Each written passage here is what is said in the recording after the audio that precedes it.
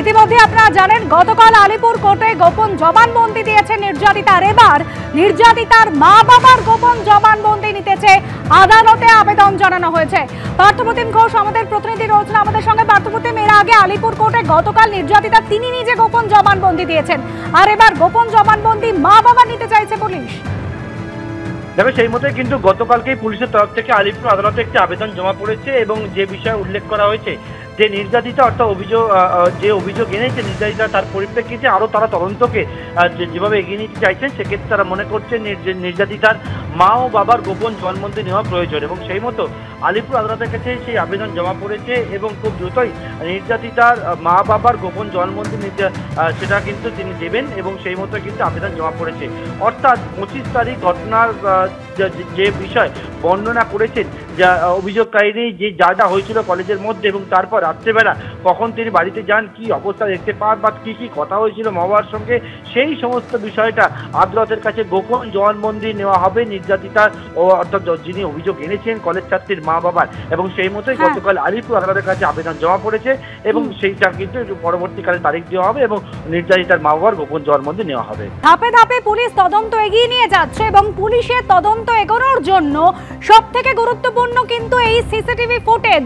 ইতিমধ্যেই পুলিশের হাতে সেই চাঞ্চল্যকর ফুটেজ এসে পৌঁছেছে, আর তদন্ত যত এগোচ্ছে ততই সিসি ক্যামেরার ফুটেজের সঙ্গে একেবারে নির্যাতিতার বয়ান মিলে যাচ্ছে। এমনই খবর পুলিশ সূত্রে। কলেজ চত্বরে যে সিসিটিভি লাগানো হয়েছে সেই সিসি ক্যামেরার ফুটেজে দেখা যাচ্ছে যে ঘটনার দিন নির্যাতিতাকে কলেজের মেন গেট দিয়ে বেরোতে চাইলে তাকে আটকে দিচ্ছে দুজন পড়ুয়া। নির্যাতিতাকে জোর করে নিরাপত্তারক্ষীর ঘরের দিকে নিয়ে যেতেও দেখা গেছে ওই দুজনকে, এমনই জানা যাচ্ছে পুলিশ সূত্রে। হিন্দোলতে আমাদের প্রতিনিধি রয়েছেন আমাদের সঙ্গে। হিন্দোল একেবারে 7.5 ঘন্টার ফুটেজ পুলিশের হাতে। সেখানে দেখা যাচ্ছে যে একেবারে নির্যাতিতা যে বয়ান দিয়েছিলেন, লিখিতে যে অভিযোগ করেছেন, তার সঙ্গে সম্পূর্ণ মিলে যাচ্ছে। প্রথম থেকে নির্যাতিতা যে লিখিত অভিযোগ দায়ের করেছিলেন সেখানে কিন্তু কড়া ভাষায় তিনি গোটা বিষয়টিকে তুলে ধরেছিলেন। সেই যে অভিযোগ, সেই অভিযোগের সঙ্গে সিসিটিভি ক্যামেরার ফুটেজ যে পুলিশ ইতিমধ্যেই সংগ্রহ করেছে, অর্থাৎ কিনা তদন্তকারীরা যে সিসিটিভি ক্যামেরার ফুটেজ সেই ল কলেজ থেকে সংগ্রহ করেছেন, সেই সিসিটিভি ফুটেজের সঙ্গে কিন্তু নির্যাতিতার বয়ান সম্পূর্ণভাবে মিলে যাচ্ছে। এবং যেটা এখনো পর্যন্ত জানা যাচ্ছে, সিসিটিভি ক্যামেরা মোট 3টি সিসিটিভি ক্যামেরার ফুটেজ যেটা সবচেয়ে বেশি গুরুত্বপূর্ণ, সেখানে কিন্তু দেখা যাচ্ছে যে সেই নির্যাতিতা একবার বেরিয়ে যেতে চান, সেই সময় দুজন তাকে টেনে নিয়ে যাচ্ছে। সেই ধরনের যেসব সিসিটিভি ফুটেজ সেগুলো কিন্তু পুলিশ পেয়েছে। অর্থাৎ নির্যাতিতা যা বক্তব্য রেখেছিলেন, যা বয়ান দিয়েছিলেন, সেই বয়ানের সঙ্গে কিন্তু সিসিটিভি ফুটেজ কিন্তু সম্পূর্ণ মিলে যাচ্ছে।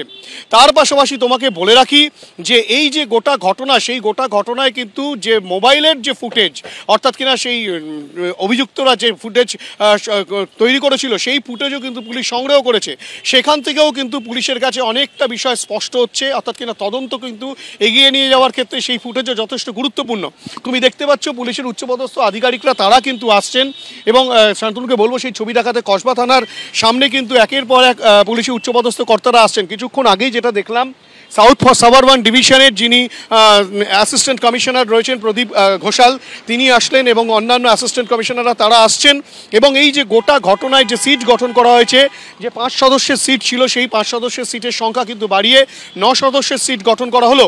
এবং এখানে কিন্তু যেটা পুলিশের তরফ থেকে বলা হচ্ছে, গতকালই নির্যাতিতার যে পোশাক, ঘটনার দিনকে যে পোশাক, সেই পোশাক যেমন সংগ্রহ করা হয়েছে, তার পাশাপাশি অভিযুক্ত যে 3 জন, সেই অভিযুক্ত 3 জনেরও পোশাক সংগ্রহ করে সেগুলোকে কিন্তু ফরেন্সিকে পাঠানো হবে।